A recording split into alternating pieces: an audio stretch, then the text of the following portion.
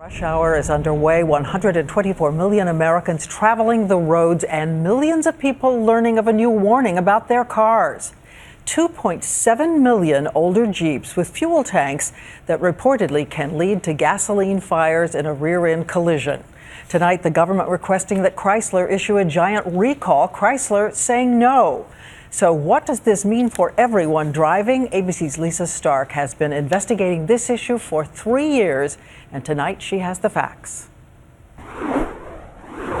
It was fiery, deadly accidents like these that raised alarm. And now in initial findings, the government says there is a safety defect in these older model Jeeps, fuel tanks that are vulnerable to rupture in rear-end collisions. We're nearing the end of people dying by fire in Jeeps. You can see in these crash tests done by engineering students, simulated fuel spilling from the Grand Cherokee. Chrysler claimed the tests were too severe. But today, the National Highway Traffic Safety Administration called on Chrysler to recall older model Jeep Grand Cherokees and Jeep Liberties, saying the defect presents an unreasonable risk because people in the vehicles and in striking vehicles have burned to death in rear impact crashes. The problem, according to the government, is the fuel tank location, right behind the rear axle and slightly below the bumper.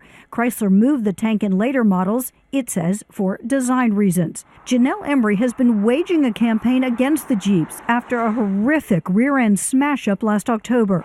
A tractor-trailer rammed into a Jeep Grand Cherokee stopped in traffic. The Jeep slammed into the car carrying Emery and her dad. I said, "Dad, I'm okay, but those people..."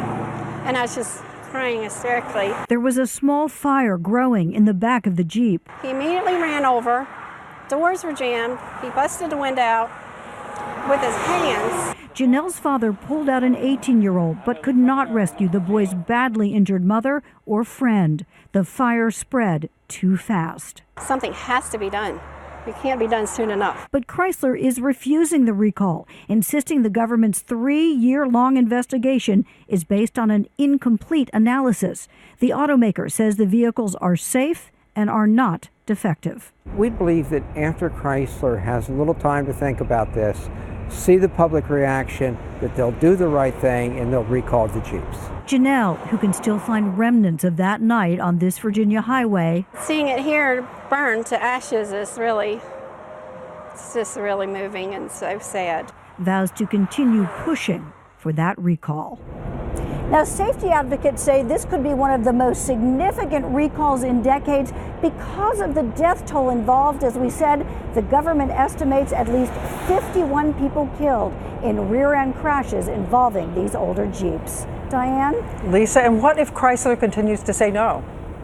Well, Chrysler does now have a chance to contest the government and to try to again make its case. But if the government stands firm, this could end up in court.